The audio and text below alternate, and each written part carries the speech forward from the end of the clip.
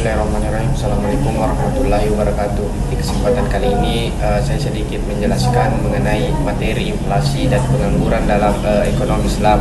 Yang pertama itu definisi inflasi dan pengangguran. Inflasi adalah kenaikan umum dan terus-menerus dalam tingkat harga barang dan jasa dalam suatu ekonomi.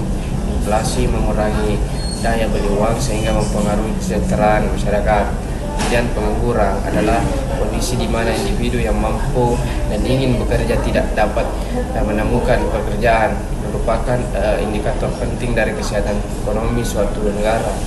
Kemudian penyebab dan indikator inflasi.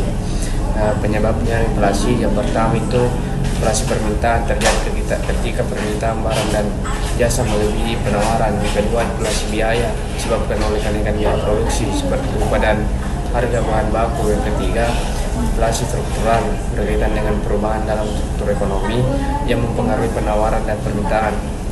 Kemudian indikator inflasi. Yang pertama, indeks harga konsumen. Yang kedua, indeks harga produsen. Yang ketiga, tingkat perubahan harga secara umum dan periode tertentu. Kemudian inflasi dalam perspektif Islam. Dalam Islam, inflasi dianggap sebagai masalah yang perlu diatasi dengan cara yang sesuai dengan prinsip syariah. Ada beberapa pandangan penting. Pertama, inflasi disebabkan oleh praktik riba atau bunga dianggap haram karena dapat menyebabkan ketidakadilan dalam distribusi kekayaan. Yang kedua, prinsip keadilan sosial harus diterapkan oleh memastikan bahwa inflasi tidak merugikan kelompok masyarakat yang lemah. Kemudian kebijakan ekonomi konvensional dalam Islam dalam mengatasi inflasi. Yang pertama, kebijakan ekonomi konvensional. Yang pertama, kebijakan moneter atau penyesuaian suku bunga. Kemudian kebijakan fiskal. Selanjutnya kebijakan ekonomi Islam.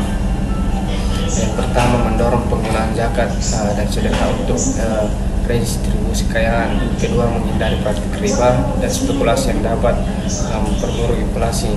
Yang ketiga, memperkuat sektor real melalui investasi yang halal. Kemudian pengangguran dalam perekonomian.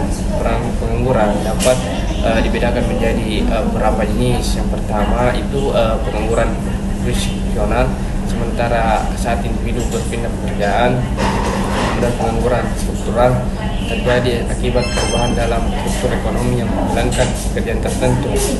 Kemudian pengangguran siklis berkaitan dengan fluktuasi siklus ekonomi. Kemudian hubungan pengangguran dan inflasi.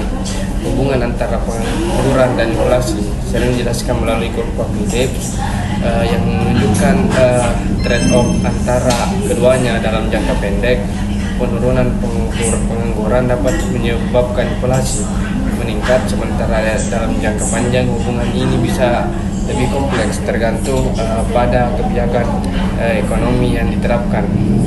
Sebagai kesimpulan, inflasi dan pengangguran adalah dua fenomena ekonomi yang saling terkait. Dalam konteks ekonomi Islam, penting untuk menerapkan prinsip-prinsip syariah. Mungkin itu saja yang sempat saya sampaikan. Lebih dan kurangnya mohon dimaafkan. Wassalamualaikum warahmatullahi wabarakatuh.